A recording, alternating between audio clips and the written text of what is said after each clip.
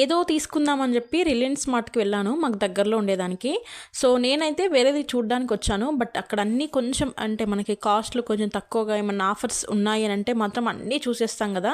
నేనైతే అదే టైపు, అంటే ఒక్కటి కొనడానికి వెళ్తాము ఇంకేవేవో చూసేస్తాము. ఇక్కడ నేను kitchen towels and face towels అన్నీ చూసేస్తూ ఉన్నాను. అండ్ దాంతోపాటు దాని పైన సెక్షన్లో ర్యాపింగ్ షీట్స్ కనిపించాయి, అంటే ఫాయిల్ ర్యాపింగ్ షీట్స్. సో ఇవి కొంచెం మనకి గిఫ్టింగ్కి కూడా బాగా యూజ్ అవుతాయి అన్నట్టుగా చూస్తూ ఉన్నాను.